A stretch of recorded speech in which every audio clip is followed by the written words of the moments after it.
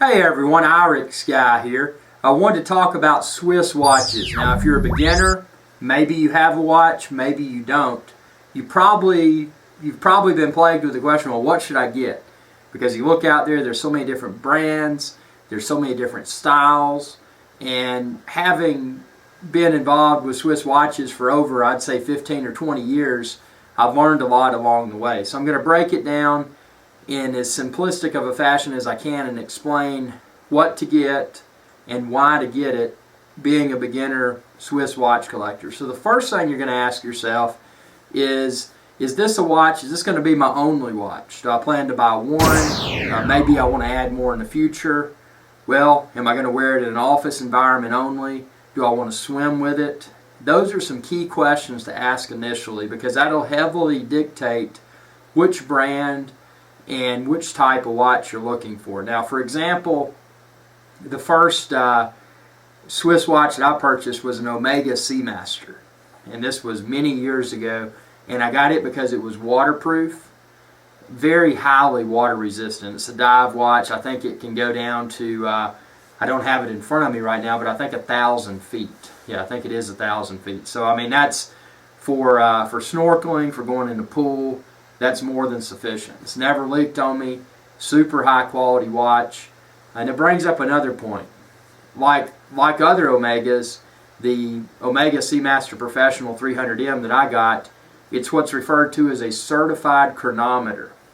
So when you're looking at watches, if they don't say chronometer, they're not certified by an institute that's called the COSC. Now the COSC is a private institute in Switzerland. Automatic watches are not 100% accurate like a like a Casio, battery-powered Casio you'd get at your local store.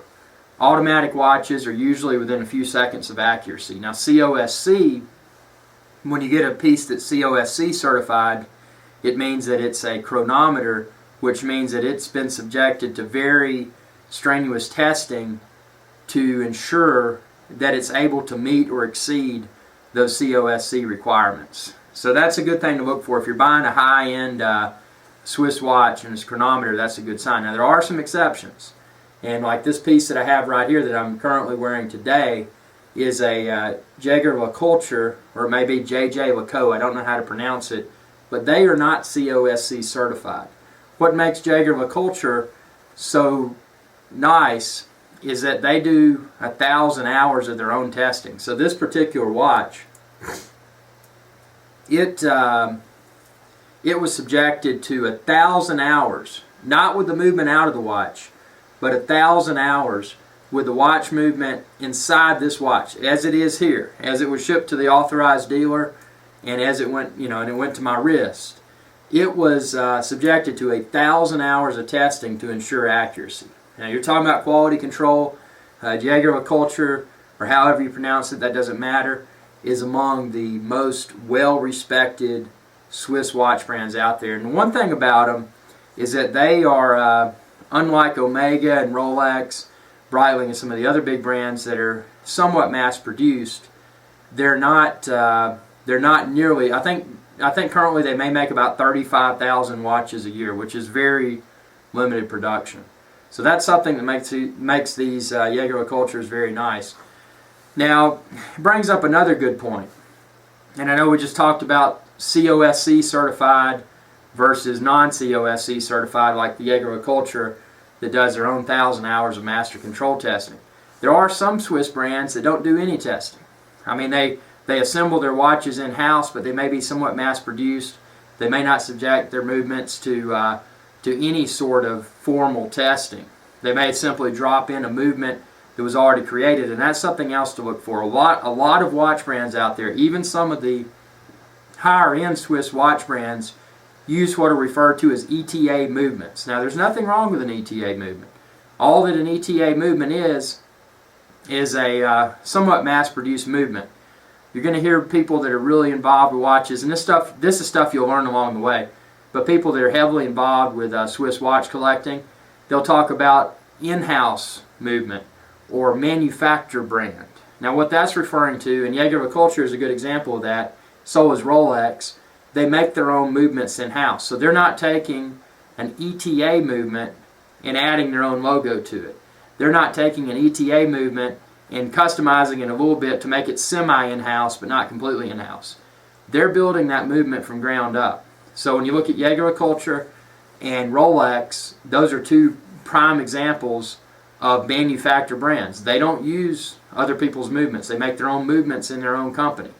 So it's just a really, when you're looking at a watch, that's something that in the eyes of a watch collector or a watch enthusiast, an in-house movement versus an ETA movement is really going to make a difference in the eyes of that person. Now, for your average Joe on the street, whether an Omega watch, for example, and the new Omega's now making their in-house movement, the 8500 movement that's in the Omega Planet Ocean is a good example of that. But a lot of Omegas have ETA variants. The same with Breitling, ETA variants. Not that that's a problem. Awesome watches. Chronometers, COSC certified chronometers. Very good pieces. Your average Joe on the street is not even going to know the difference because they're not going to see inside of the watch. But the people that do know appreciate that extra quality that is in a piece when it has that in-house movement. So not necessarily a deal breaker if you're getting into Swiss watch collecting, whether it's an in-house movement versus an ETA movement or an embellished ETA movement by whatever brand. It shouldn't matter because ultimately you've got to decide, now, what do I want this watch to do? And that's where this video is about to shift. So if you want a wear anywhere watch, and that includes swimming, diving, land, sea, and air, you probably want to go with something like I was mentioning earlier, an Omega Seamaster series. They've got several different varieties. They've got the Aquaterra. They've got the Seamaster Professional 300M, the James Bond watch. They got the Planet Ocean. Just go to your local Omega dealer and look at them all and try them on, because a lot of them are different sizes, and a lot of it will have to do with how does it fit on your wrist. If you're going to go with one that you're going to swim with, it needs to have it needs to have at least a water resistance. I think it's a 15 to be really rock solid. I think it's 15 ATM, which is 15 atmospheres or greater. And also this crown, this little piece on the side, you're going to want to make sure it's a screw down crown. Because if it's not a screw down crown, even though it may be somewhat water resistant still, it's not going to be water resistant enough to frequently swim in, and it could potentially leak. And like this right here, this is not a screw down crown, this Jaeger Ultra.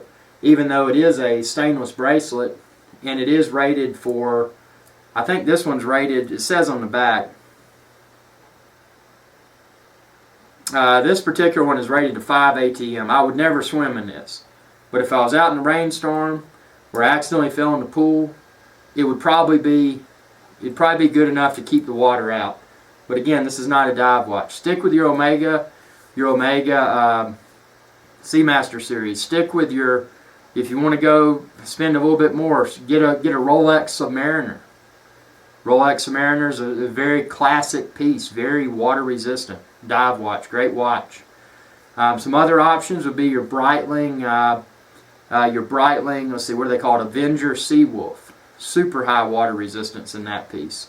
I would stay away from watches that had the chronograph complication, which is where it basically a stopwatch, where it's got the extra pushers on it.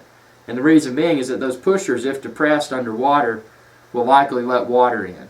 And even if you don't intentionally depress them, there's a possibility that something could knock your hand, or maybe you're water skiing or something and your ski comes up and hits it and it lets water in. Then you've got to send it back to the manufacturer for repair, or go to a local watchmaker and possibly void your warranty by doing that. So best to stay away from those. Now if you just want a dress watch, you don't plan on wearing it in the water, there's an abundance of options out there. And in my opinion, some of the best Swiss dress watches that are in an entry-level price point would be the Baume and Mercier, B-A-U-M-E and Mercier, and some people may say Baume et Mercier. However you pronounce it, I don't care.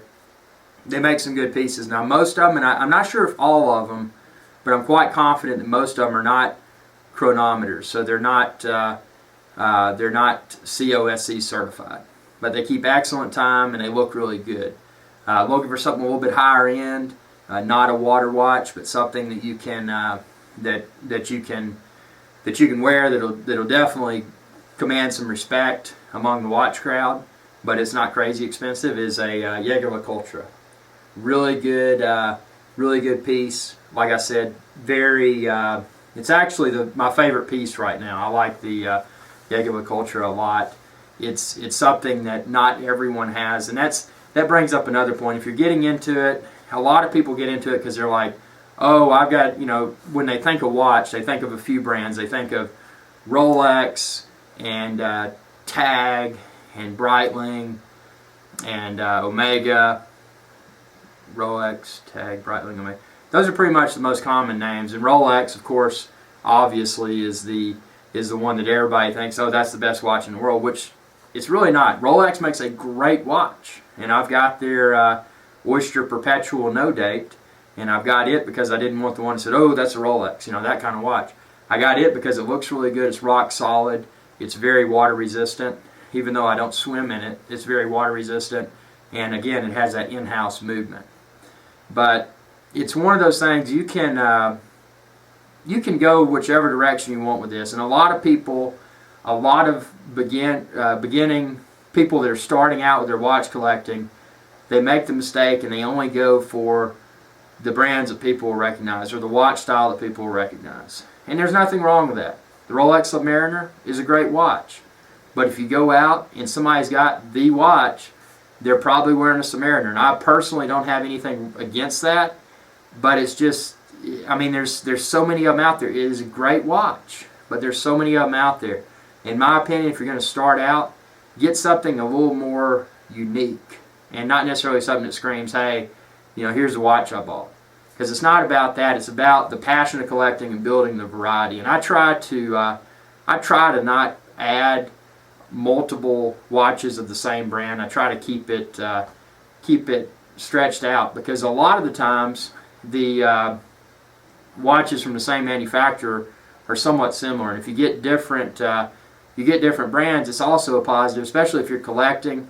I would never consider watches an investment, although they do tend to go up in value because most all of the Swiss watch manufacturers have an annual price increase, and typically that annual price increase is across the board. So a watch, for example, that someone bought 5 years ago new could very easily sell in used condition for more than they paid for it new a few years ago, and that's due heavily upon the annual price increase that watch manufacturer enforces across all of their models. So that's something to keep in mind. And lower production, and again, the lower production piece, Jaeger-LeCoultre is a good example of that.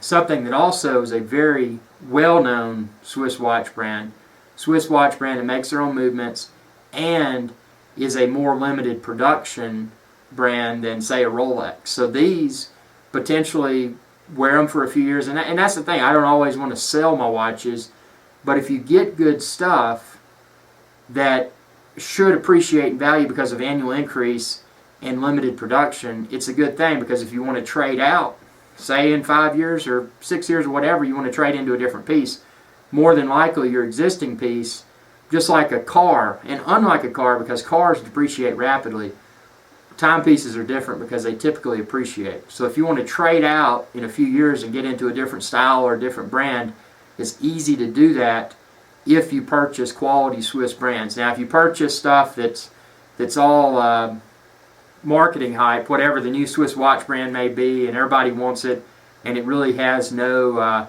it's got a basic movement in it, nothing in-house, and it's got just a weird look to it that's going to go out of style. If you get the timeless looking pieces, that's a great thing to do, because if they're timeless, it's going to be something that someone will likely want down the road. Whereas if it's like some sort of outlandish looking watch, people may not like that look 5-10 years down the road, so you may be stuck with a depreciating asset.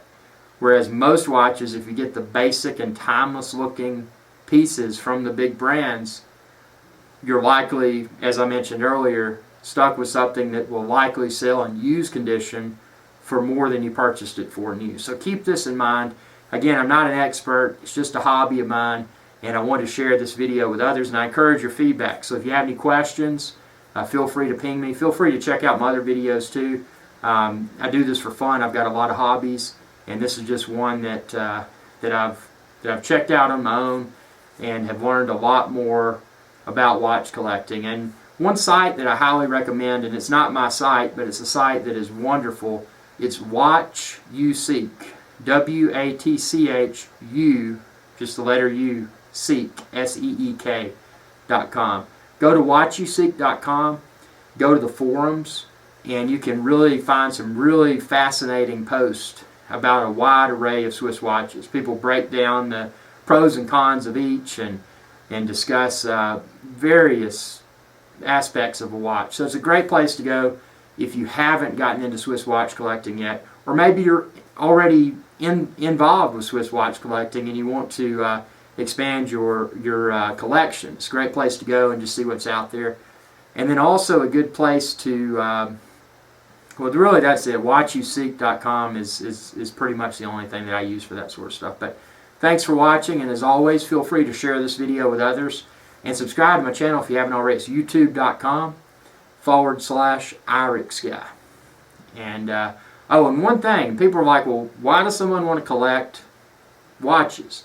Well, there's several things, and I'll end it on this.